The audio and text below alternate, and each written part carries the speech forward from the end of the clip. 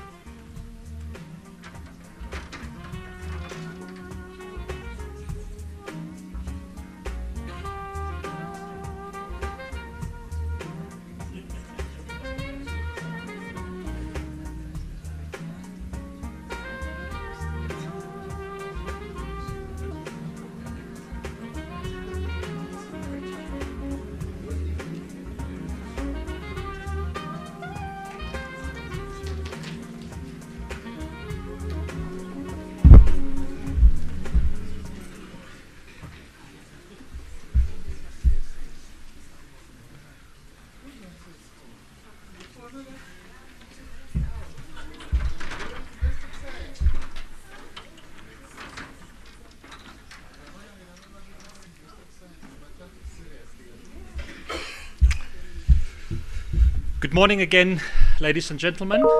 Specifically, would like to acknowledge the presence of South Africa's Minister for Higher Education, Science and Innovation, His Excellency Dr. De Blayton Zimandi, who has afforded us the privilege of enjoying time with him this morning for the opening session of IST-Africa 2023.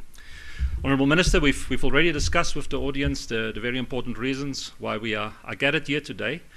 But as I invite you to deliver your welcoming speech. Perhaps may I just emphasize why this event is so important for 3 key strategic priorities which Minister Nzimande is championing in South Africa. First of all, it's the digital economy and how we use research and innovation to advance that digital economy. You will know it's one of the key priority areas of South Africa's new decadal plan.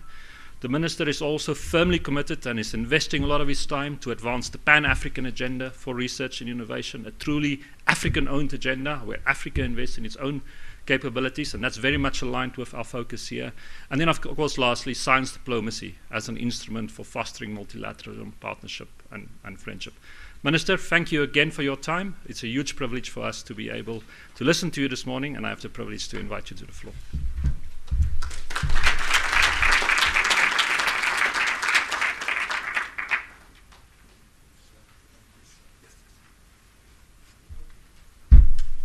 Yeah, I was getting worried, Dan, that you expect me to stretch my leg that side. And I always complain, you know, that there is very serious discrimination in South Africa against people who are not so tall. Don't say short people. You know, at least this podium looks much better because I can see you here. Normally, I normally see people who are way over there. Thank you very much, Mr. Dan du Toit, our DDG, responsible for international relations in the Department of Science and Innovation. Let me start by greeting Her Excellency Ambassador Sandra Kramer, the EU's ambassador to South Africa and head of the EU delegation to South Africa in absentia. And of course, we appreciate the very good cooperation we have with the EU and South Africa as well as the continent. Acting DG of the Department of Communications and Digital Technologies, Ms. Nungubaila Jordan Yani, Mr. David Ringrose from the EU Commission's DG Connect, who is joining us online from Brussels, Dr. Lumkile Mondi, Wits University, from Wits University, Ms. Mponjo Maruping, Sarau, South Africa, that's our South African radio astronomy. Mr. Ganesh Rasagam, the World Bank Group, South Africa. Ms. Leslie Donna Williams, Chimologong Digital Innovation Precinct, South Africa. Mr. Marius Engelbrecht of Huawei, Southern Africa region. IST-Africa partners on the continent.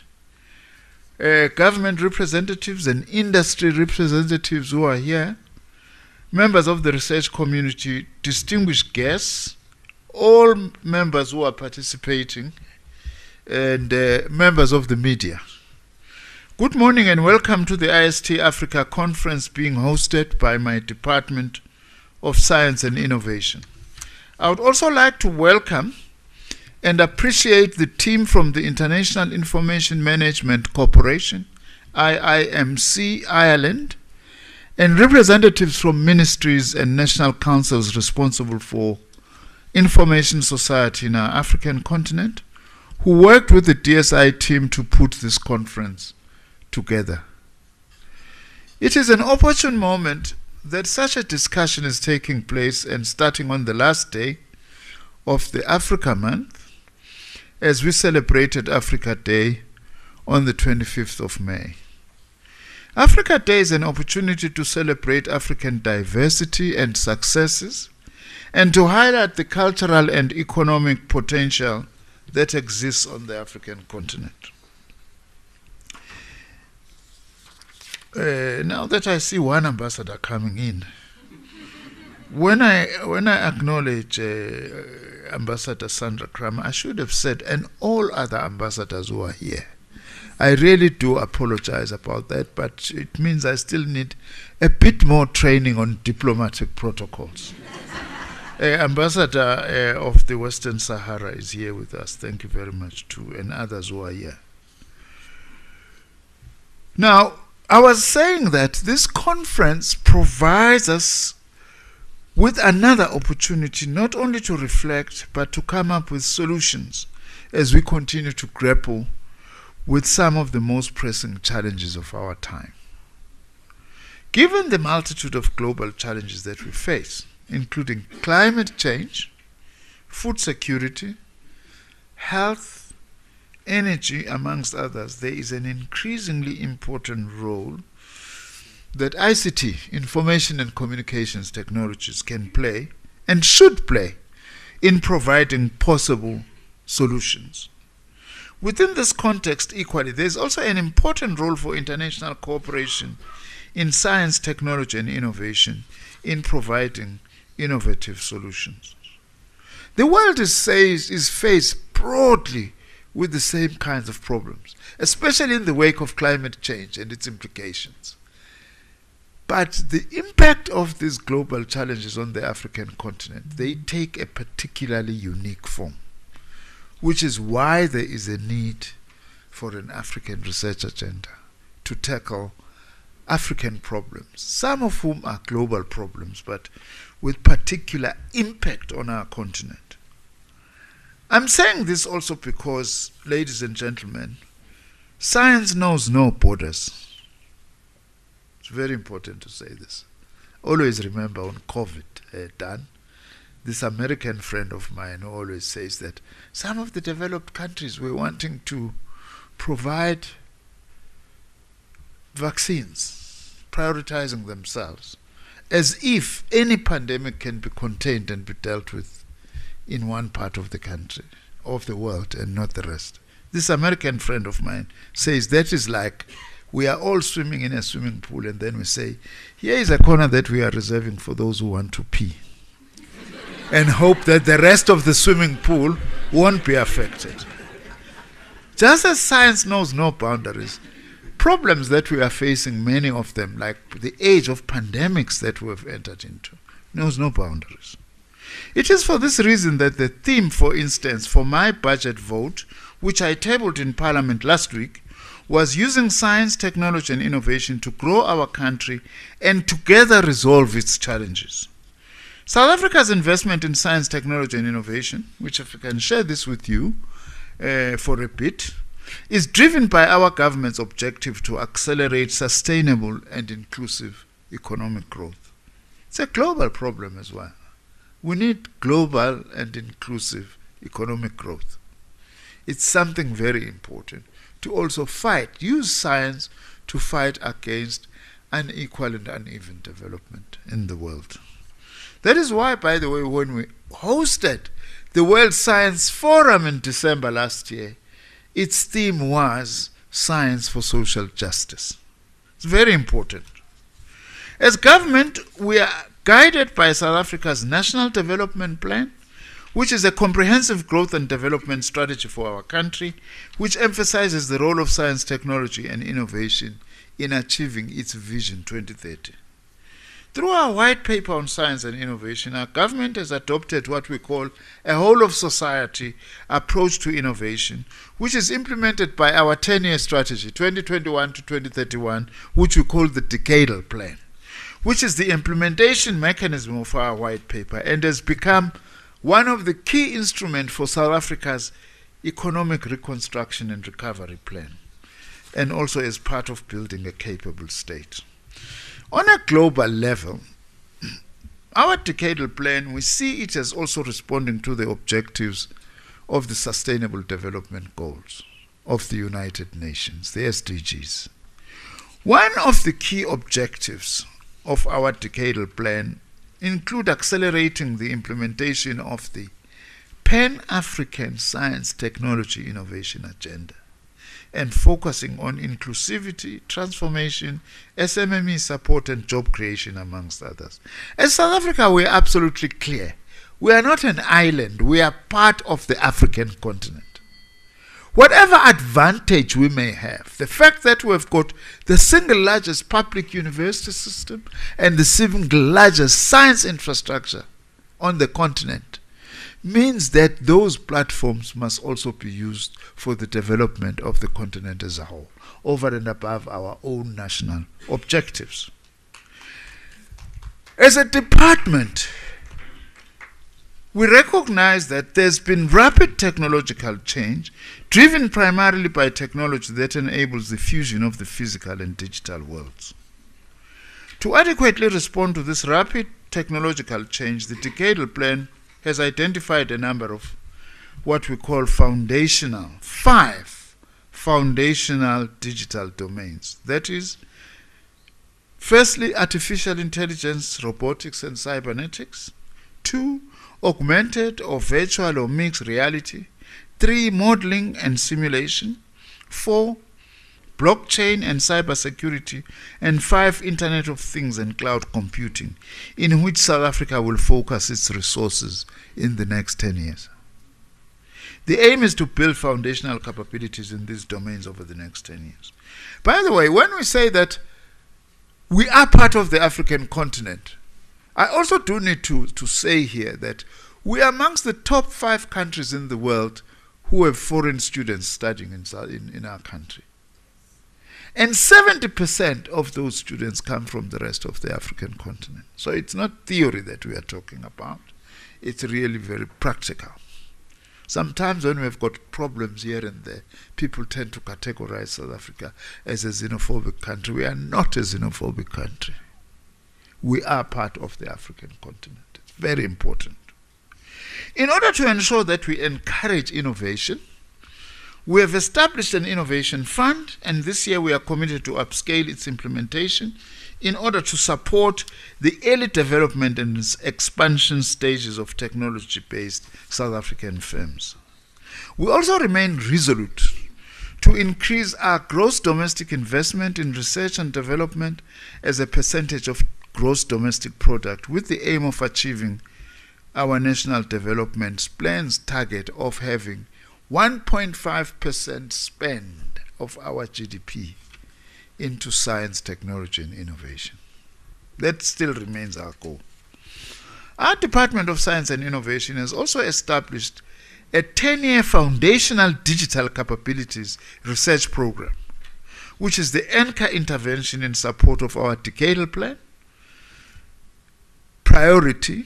And one of our decadal plan's priority is the digital economy as a new source of economic and social development. That's why we take this gathering so seriously as South Africa. I'm sure you got my apology that I was late. I had to start in Parliament, which is what we had to do, but I had to excuse myself from the committee and say, I have got this very important gathering that at least I would like to send a message when it's starting and it's opening.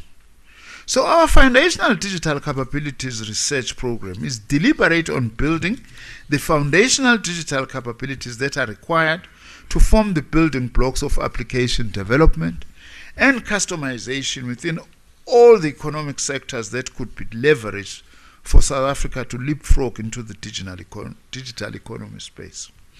To date, through this instrument, we have assessed over 89 locally developed technologies, with a few promising technologies selected for acquisition and deployment in schools, waste management, and pollution management, as well as to fight crime in society. Our Department of Science and Innovation will prioritize initiatives also for inclusive development and intellectual property exploitation in ICT, renewable energy, and the circular economy. The focus on facilitating the commercialization of grassroots innovation and access to publicly available intellectual property will be pursued with the support for entrepreneurs.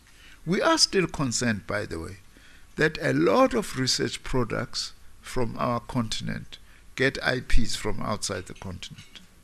We do need to increase IP generation in the African continent, and I hope that this will be a matter that through this conference we will also focus on. As Africans, we are, as I have said, aware of the major social and economic challenges facing our continent. We're not hiding these. It is therefore important that as part of the research and innovation programs we fund, we must continue to ask pertinent questions about transformation and inclusivity, which should include dimensions such as demographics, translation of research results into social and economic benefits to society, digital transformation of the STI business and establishment of a digital economy. Part of our agenda, by the way, is also to mobilize the African diaspora. The African diaspora onto our agenda. We know that many of our African compatriots, for reasons many of them that are outside their control, are doing excellent work in the rest of the world. And we need to harness that knowledge as part of developing the African continent. And we hope our partners like the EU will continue to support us in that effort in particular. I'm particularly pleased today that this ICT Africa serves as a platform that continues to engage with a variety of stakeholders from both the public and the private sector, as well as involving the voice of our youth to have conversations on these issues, including the role of ICT. In South Africa, we have a big debate now that the youth must lead. Of course, we agree that young people must lead, but you do need generational mix, not just young people on their own. Also, you can't lead us, by the way, as young people if you are not educated. We reject that. We are opposed to that. The world today requires educated leaders, including political leaders who are educated. It is very, very important. I've also noticed that discussions over the coming days will also focus on themes such as e-health, societal implications of technology, next generation computing, and cybersecurity. By the way, without appear to be boasting done, it's important to share with this platform that the square kilometer array is going to generate so much data that at this moment there is no existing computational capacity that will be able to manage the data we are going to generate from the SKA. That's a huge opportunity for the African continent to enter the high-end, high-level computing sphere and capacity, just using our square kilometer array. That is why we're glad to have partners in our continent, and we would like to have more partners around the square kilometer array. As a Department of Science and Innovation, we also continue to support the broader work of government through our strategic STI initiatives. This is important because this is what we would like to see also, that science and technology supporting our governments, so that our governments in the continent are also informed by well researched and scientifically determined options in front of us. For instance, we have prioritized our involvement as the Department of Science and Innovation in health innovation, particularly in the areas of medical device and diagnostic innovation, active pharmaceutical ingredient technology innovation, and supporting health needs through vaccine research, development, and manufacturing strategy. We are also committed to support the procurement of locally developed technologies through the Technology Acquisition and Deployment Fund. We prioritize initiatives for inclusive development and intellectually property exploitation in ICT, renewable energy, and the circular economy. Circular in this way, not secular in the SESULAR meaning of it. Through our mobile applications laboratory, or what we call the MLab, we will be establishing a community-centered coding laboratory and start an ecosystem development program focused on school learners and selected community members. We are doing a lot of work with our living labs through a number of communities in South Africa. These labs also provide specialized innovation infrastructure and innovation support program to mentor young tech entrepreneurs to develop and commercialize, deploy technological solutions to address local economic challenges and communities. I'm here representing the South African government, but I also have got my own personal ideals that I would like to see, things I would like to see happening in the continent. Two things I would like to see amongst many happening in our continent: the building of libraries throughout our continent, school and community libraries, and the building of school laboratories. I'm very passionate about those two things because I have absolutely no doubt that if we can put a huge effort into that, we will develop a literate and scientific African continent, which is what we need, big time. Some of the work we've been doing, for instance, with our M-Labs, is that we've supported 200 aspiring innovators through design thinking training, the development of 28 prototypes and 17 market-ready products, and the registration of 14 businesses. We continue to identify grassroots innovators, which is important because our philosophy is that innovation is everywhere. Even at grassroots level, you will find innovation. We need to identify it wherever it is and be able to enhance it. Especially women and young people, and to assist them to enhance their innovations and skills through a range of interventions, including funding and business development support towards pre-commercialization. Through our Innovation for Service Delivery programs, which is aimed at improving the provision of basic service delivery in municipalities, we have partnered with our own local government association representing all municipalities in the country to expand the number of municipalities participating in what we call the Municipal Innovation Maturity Index, working with each municipality to assess where is each municipality in relation to science, technology, and innovation. This tool which we are using now, which is digitized, by the way, provides critical information on the innovation capabilities and readiness of local government to adopt innovation and technology. These we're just sharing with you as amongst the examples of the things we are doing. We are not saying that they are perfect, but they've got a lot of potential, and we are willing to share with the rest of the continent some of our own successes and weaknesses. I'm saying this now that we are holding this conference here in South Africa. Now, support for Agenda 2063, which is the African Union's agenda. As South Africa, we have strategic bilateral and multilateral agreements with other African countries, and we work closely to support Agenda 2063, which is Africa's strategic framework that aims to deliver Africa inclusive and sustainable development pursued under Pan-Africanism. The achievement of Aspiration 1 of Agenda 2063, which is a prosperous Africa based on inclusive growth and sustainable development, requires that Africa make significant investments in education with the aim of developing human and social capital through an education and skills revolution emphasizing innovation, science, and technology. By the way, our continent will continue to remain behind in science, technology, and innovation if we don't raise the standard of education in the continent for everyone. That's very important. That's why you can't talk STI without also talking education and educational advancement. We continue to invest in research through strategic research instruments such as the South African Research Chairs Initiatives and the Centers of Excellence. These research chairs initiatives, we find them in South Africa in different parts of the continent for those countries to use them to pursue their priority areas for research and development. Something that is very important. To date, 257 research chairs have been established, both in South Africa and in the continent, of which 216 are operational.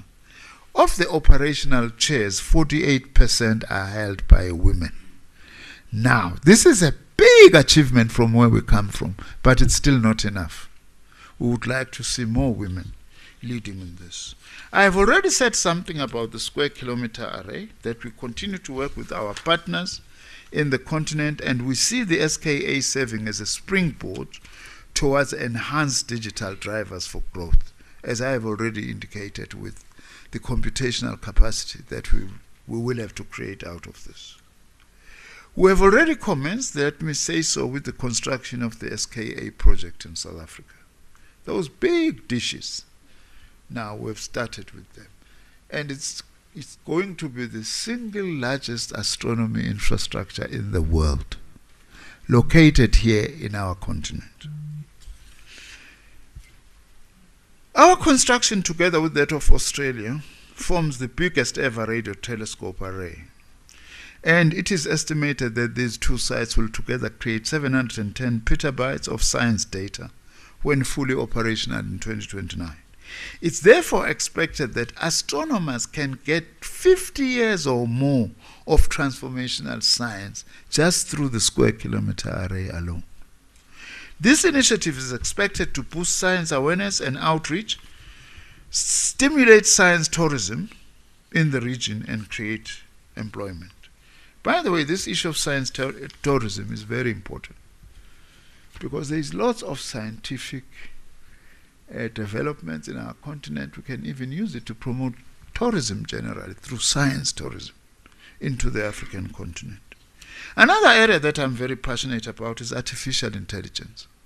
One of our former DGs, Dan, says to me, was DG of communication, if South Africa and Africa remains behind on artificial intelligence, you are in trouble. So it's very important that we must become part of this. AI, as it is called, has emerged globally as a fourth industrial revolution transformative technology that has the potential to revolutionize everything, including education. By the way, I'm going to be asking our Council for Higher Education as to what is the meaning of this new AI tool. What is it? Chatbot. What is it? ChatGPT. Okay. ChatGPT. I'm not a scientist. I'm a science policy maker, remember. This has got huge implications for our educational system. I want to ask our Council for Higher Education to assess the implications of this for our education system. But the development of AI systems is one such area that has seen significant progress in recent years in South Africa. Universities, through AI research and innovation, are pivotal in positioning South Africa and the continent as a global technological competitor. As the Minister responsible for education and training, the White Paper for Post-School Education and Training acknowledges that as digital technologies have become more accessible, it is therefore critical to incorporate this element into conceptualizing different modes of education and training provision. My strong belief, we must not just be users of AI, we must also be contributors to AI ourselves. We must also be innovators, and we are quite capable of doing so as the African continent. We have got a number of initiatives in South Africa on AI around which we would like to actually engage and share and partner with the rest of the continent. For example, we are developing AI capacities in the manufacturing value chain, healthcare, farming and agriculture, and food processing.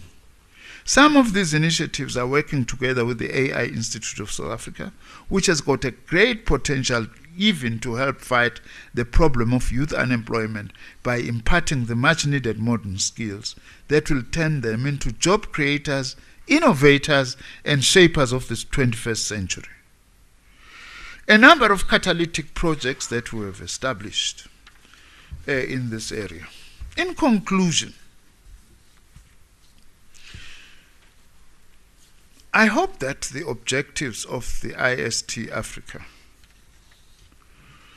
will contribute to, amongst other things, the following: strategic engagements in the continent, with the continent, on international research, innovation, and policy cooperation, fostering greater coordination of ICT-related research and innovation activities, knowledge sharing, capacity building, and skills transfer between IST-Africa partner countries, enhance global engagements, including through the Africa-EU Strategic Partnership, Madam Ambassador,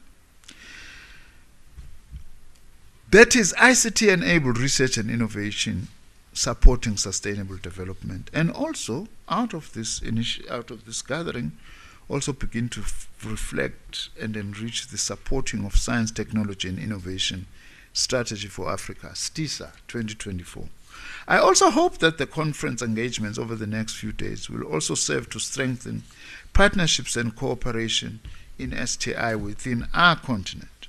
It is through such partnerships that we will enrich the global scientific knowledge base to address our global challenges and build lasting international partnerships. I always say this to people, that developing science, technology, and innovation, including ICT technologies on the African continent to solve Africa's problems, that will actually contribute not just to knowledge in Africa, it will contribute to global knowledge, even how to deal with problems that the rest of the world had not started grappling with. But by grappling with them in the African continent, we are able to contribute to knowledge. As an African continent, our ambition is to be producers and not just consumers of knowledge. As a minister, I'm also committed to work with my counterpart in the continent to establish what one may call an Africa Research Fund to support research and development priorities for our African continent, an African research agenda supported by the diaspora and our partners like the EU. I would lastly like to encourage you to network throughout the conference. That's very important in order for all of us to see the impact of IST-Africa 2023 conference in action going forward. Thank you very much, and I wish you a successful conference.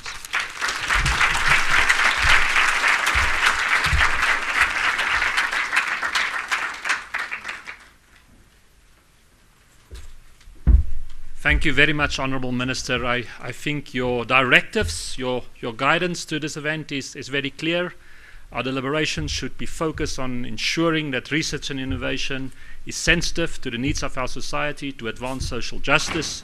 We should be celebrating the success of African research and innovation and advance that Pan-African agenda. And I think most importantly also, Minister, as you concluded, we should use this opportunity for reinforcing global solidarity and friendship. Minister, with your permission, I would like to invite Mr. Paul Cunningham, who is the Director of the IST-Africa Partnership, just to present to Minister a small token of appreciation on behalf of the IST-Africa partners. Paul, please.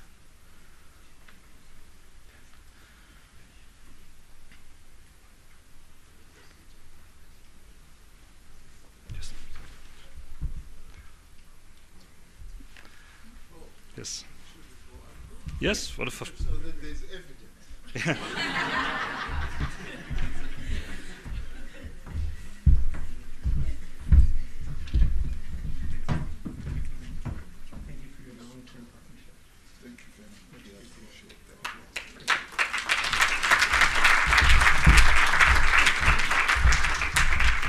Indeed, Minister Nzimande acknowledged, and Excellency, the Honourable Ambassador from the Western Sahara joined us, but I also noticed in the audience a few other members of the diplomatic community has joined us, the Ambassador of Mexico amongst others. Also the strong support from our partners at the Embassy of the People's Republic of China, Finland, the United Kingdom, many others. So please do not feel affronted. I see our Canadian friends there as well, if we have not acknowledged. We really see our vision of our capital city of Tshwane being a science diplomacy capital for Africa being achieved today, bringing the diplomatic community and the scientific community together.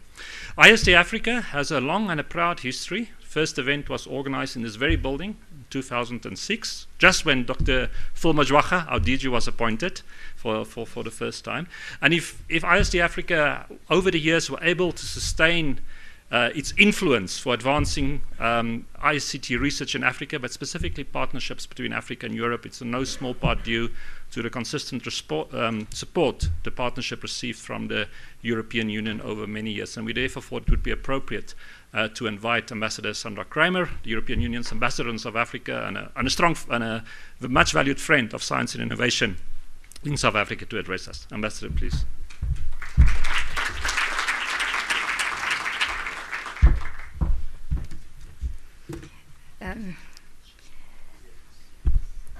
Good morning, everybody.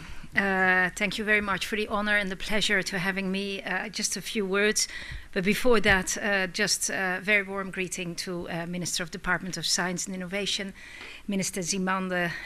It is a pleasure to see you again, and a very big pleasure for me to be here.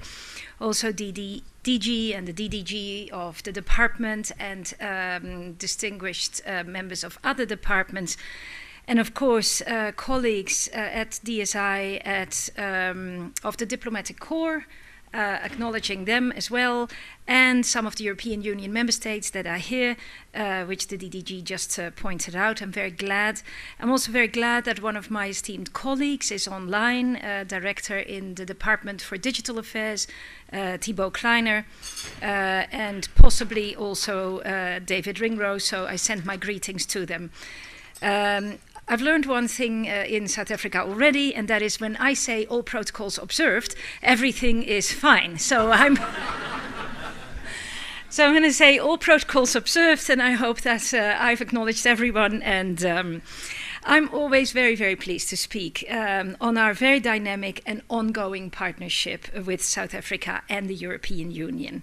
You know, the European Union is a strong partner for South Africa in many ways. There's 27 member states of the European Union, and 22 are represented in South Africa. We have a very strong contingency here. And we place research and innovation at the very center of our development and growth priorities, especially also towards the Sustainable Development Goals. And our partnership is demonstrated in the very dynamic exchanges and innovations that are supported through the European Union's Horizon Europe program, as well as the strategic partnership that the EU enjoys with South Africa, only 1 out of 10 in this world.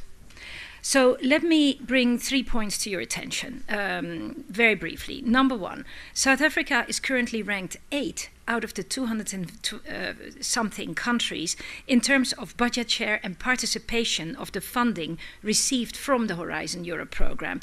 So South Africa, for a total of 28 million, is currently participating in various research projects where institutes and individuals, academics, researchers are joining for projects supported through the Horizon program. We have a strong partnership, as you said, Minister, and we're proud of it. Number 2, also at the regional level, we've established a dialogue on research and innovation between the EU and the Africa Union. And that shapes regional and continental priorities and strategic areas of partnership in fields such as mentioned by the Minister: science, technology, innovation, but also space, green energy, maritime, biodiversity, health sciences, engineering. We, for example, are organizing on the 15th of June in Cape Town an Africa Union, European Union Innovation Festival. And for all those here, you are most welcome, of course, to join. There are 4 areas that I wish to highlight, which are flagships under our Science, Technology and Innovation program, namely the Africa Union, European Union Innovation Agenda, the Earth Observation and Space, regional centers of excellence in the areas of green transition, and the AU-EU flagship on data governance. Now, number 3, here in South Africa particularly, we support our friends at the Department of Science and Innovation through a program specifically aimed to establish a vibrant and cohesive national system of innovation. This is an ecosystem that allows knowledge, research and innovation to flow into other areas of the economy, but also the government and civil society, towards a more knowledge-driven country. And that support program for the National System of Innovation is valued at 16 million euros, and it led to the development of new technologies that improve the delivery of public services and increase the uptake of innovative solutions at various levels of the public sector in South Africa. Ladies and gentlemen, digital technology is changing people's life rapidly around the globe. Who would have thought a couple of decades ago that we would only need one handheld device, a mobile phone, to do our grocery shopping, our banking, our correspondence, prove that we're vaccinated, stream music, watch anything at any time, and the list goes on. Digital technologies are changing people's lives in ways that we do not yet fully comprehend. IE is one of them, and the ChatGPT is definitely something we need to look into, Minister. The next thing we know, it writes our speeches. We, however, understand the significant effect that the rate of connectivity and digitalization is having on all areas of human life and the environment. The European Union digital strategy aims to make this transformation work for people and business, while helping to achieve the target of a climate-neutral Europe by 2050. So I must underline that we're determined to make this digital decade a reality and see in South Africa an important partner in this ambition. And in partnership with South Africa, we will take action in setting standards that are human-centric and that leverage data, technology and infrastructure to make sure no one is left behind. In other words, we must make sure that we bridge the digital divide that exists between different communities and different countries. It's access to hardware and software and in connectivity so that digitalization can contribute to sustainable production and consumption patterns and towards reducing persistent inequalities. So, ladies and gentlemen, I'd like to wish, first of all, IST-Africa a very good restart after the COVID break. I really hope that, again, this particular event will travel across Africa and that we are constantly feeding each other with information, with ideas, with the innovation and the science that is needed. I'd like to thank you for the opportunity and the honor to speak to you all today, and you have a very heavy program ahead of you, so I wish all of you very exciting and very insightful days ahead. And I just would like to say to the Minister and the Department of Science and Innovation, your motto, making it possible, is our motto as well, making it possible in Africa for Africa. Thank you very much.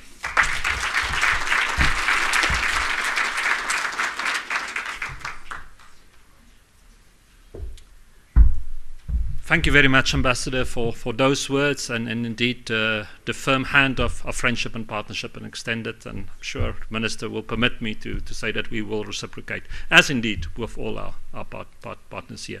Ladies and gentlemen, during the next few minutes, unfortunately, our Minister will have to leave. He will have to go back to Parliament, but I can assure you that is because he's fighting the good fight there. The fight we've been talking about here, and that is for science and innovation to advance development. We will now join the colleagues in Brussels. So are the connection ready for the transmission? Thank you very much again, Minister.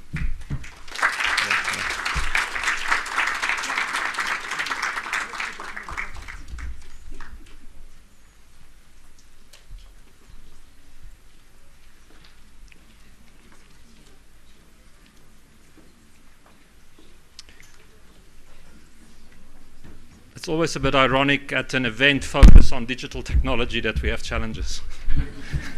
It's almost an unwritten rule.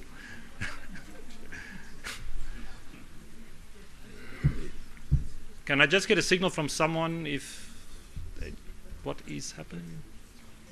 Ladies and gentlemen, dear partners, hello from Brussels, the capital of Europe. And it is really an honor and also a pleasure to welcome you and to open this IST-Africa Week. As you know, South Africa is a key political and economic partner for Europe on the African continent. The country actually has been a partner in research for 25 years with the EU, and it is actually a successful country applicant in the EU research framework programs. I should say that we are really proud of this cooperation between the EU and South Africa. Our digital partnership is translated through PRIDA, the Policy and Regulation Initiative for Digital Africa. This is a very important project jointly implemented by the European Commission, by the African Union, and by the ITU. While the current PRIDA project is coming to an end, we are already working on the follow-up, responding to the needs of the partnership and our member states. So this long experience, 25 years of working together, will be instrumental in guiding an even stronger partnership in the digital field for the benefit of South Africa and for the benefit of the European Union. As you know, we are also facing changing times. And in the geopolitical context of today, the EU has also a clear interest to work with like-minded partners like South Africa at a time when democratic values and the global economy are under pressure. So South Africa is a priority country for the EU. In Southern Africa, it is a front runner in digital transformation. But we also believe that South Africa has the capacity to take the lead in Africa on a pan-African digital policy. And this is why we are very keen on multiplying our areas for cooperation and supporting Africa's digital transformation through partnership with South Africa. Our vision is simple. We want the technology, the digital technology, to be for the people. We don't want a world where humans are hostage of the technology. We want a human-centric digital partnership based on common core interests and values, based on common principles that we share between Europe, between Africa, and where we can together work for what we call in the EU our digital decade. So in that respect, we welcome very much the signature of the Declaration of the Future of the Internet that is largely based on our European Declaration of Digital Rights and Principles, and we look forward to more African countries joining this declaration. Let me remind our 4 pillars. We call them the 4 cardinal points in our digital compass. First, ensuring secure and reliable infrastructure. Second, promoting digital skills, and this is actually very important. Third, supporting entrepreneurship and the transformation of SMEs. And fourth, developing access to e-government and services. These 4 pillars correspond not only to the priorities of the EU, but also we believe very strongly to the priorities of many African countries. In fact, it was in our strategy for Africa already a few years ago, the same areas, and always with a common direction, putting the humans at the center. This is not just about values, it is not just about a philosophical approach. It's also about something very concrete, very pragmatic. We want to make sure that our citizens embrace the positive aspects of the digital transformation. Too often, they are afraid or they don't have the skills to participate in these opportunities. And we believe that this digital transformation is key to achieve the sustainable development goals. So to that extent, Europe wants to play its part and also to help the African continent to advance and to accelerate. And that's why, thanks to our Global Gateway strategy, we will mobilize funding to support South Africa and the African continent. Actually, we have in mind to dedicate 10% of our total budget of 300 billion euros to the digital transformation. This means investment in resilience and secure digital networks and infrastructures. Using also trusted vendors is important there. You don't want your networks to be unreliable. You don't want to be spied on because you pick the wrong vendor. And in that context, we want to make sure that the EU-Africa Global Gateway Investment Package will deliver. Just to remind you that it's about 100 million already disbursed for the Euro-Africa Gateway cable, or even more money to build the regional fiber optic backbones across Africa. We are serious when we mean investment through the Global Gateway. We are serious when we say that Africa has a lot of opportunities through the digital transformation. But we need to make it right. We need to make sure that people are at the heart and will benefit. We need to make sure that we also create ecosystems that will benefit African countries. Not like other of international partners that invest by sending 2,000 people just to build the infrastructure, and then they go home, and if there is a problem, it's your problem. This is not the European vision. What we believe is that we build partnerships we help investing, but first and foremost, we help yourself to develop your own ecosystems, your skills, and your future.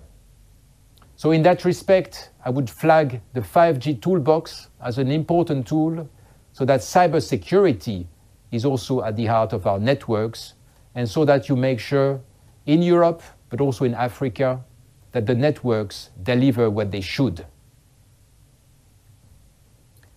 Today, you have the opportunity to interact with many of the partners.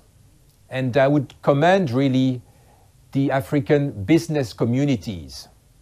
We are talking about vibrant entrepreneurs. We are talking about leaders that are making an impact on the African continent.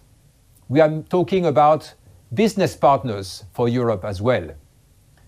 And just to recall that during the EU-South Africa Ministerial Political Dialogue of January 2023, ministers reviewed the strategic partnership on areas of mutual interest. And one of the ideas was really to make business together and to use the digital transition to enhance our benefits on the two sides of our two continents. So it is time now for all of us to work for this vision.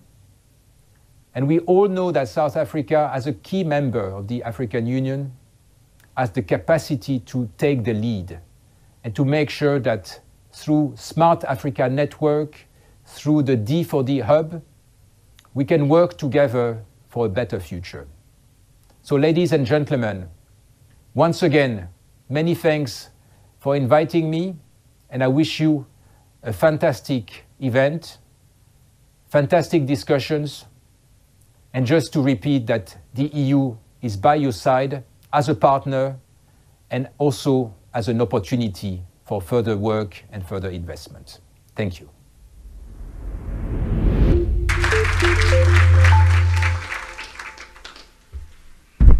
Thank you very much, Mr. Kleiner, and Ambassador. We'd also ask you to express our appreciation to the colleagues in Brussels. Ladies and gentlemen, thank you very much for your presence in this opening session. We're going to have a short break now, because as the Minister indicated, one of the key objectives of this meeting is actually just to bring us together, to engage, and I think we've had much food for thought which should inspire partnerships, Africa-European, North-South, South-South, Pan-African. That is why we are here for, and then we'll continue with the rest of the program at 10:45. There is a series of well-established and respected thought leaders who will be engaging with us, and we do encourage you to stay with us for the next 3 days. So thank you again very much for your indulgence, for our late start this morning and your presence here. Thank you.